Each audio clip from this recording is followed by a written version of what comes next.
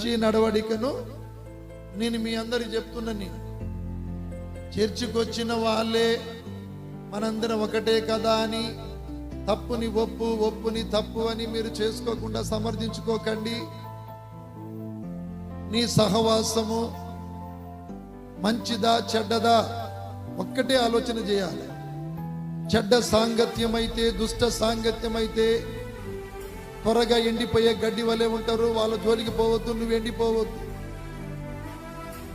కాబట్టి ప్రియమైన దేవుని బిడ్డలారా, మోసపోకండి. అన్నా నేను మోసపోయినా, అయ్యా నేను మోసపోయినా అని సాక్ష్య జీవితాన్ని మీరు కోల్పోకండి. చెడ్డ వాళ్ళను చూసి వ్యసన పడకుండా, దుష్కార్యములు చేసేవారిని చూసి మత్సరపడకుండా, వాళ్ళకి ఏం గతి పడుతుందో మీకు తెలుసు. కాబట్టి ఇక్కడ ఏమని రాయబడినదంటే, దేవుడైన యేసు ప్రభును బట్టి సంతోషించుదాం. ఎవరిని బట్టి సంతోషించుదాం?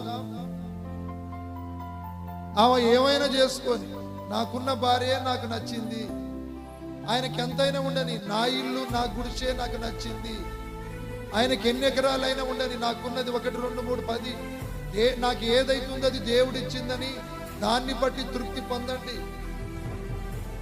వాళ్ళకి ఎంతమంది కొడుకులు ఉంటేంది, నాకు ఇచ్చిన ఆడబిడ్డలే గొప్పవాళ్ళు. ఈ రోజున ఆలోచన చేయండి. నీకున్న ఉద్యోగం అది చిన్నది, ఏ పనైనా దొంగతనము తప్ప, మోసము తప్ప నువ్వు చేసే వృత్తి అది దేవుడిచ్చింది, దాన్ని బట్టి మీరు సంతోషపడండి. అప్పుడు మీ హృదయ వాంఛలన్నీ తీర్చబడతాయి. ఈ రోజున నీ హృదయ వాంఛ తీర్చబడతలేదు అంటే నువ్వు ఒక్కసారి ఆలోచన చేయి. నీకున్న దాన్ని బట్టి నువ్వు తృప్తి పొందుతలేవు.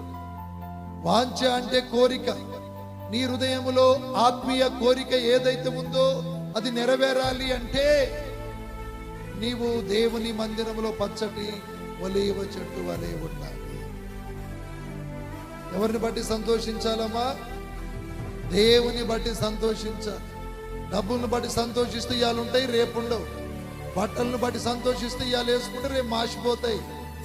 ఇల్లును బట్టి సంతోషిస్తే రేపు కూడా అది కూడా పాత పడిపోద్ది. దేన్ని చూసి మురవద్దు.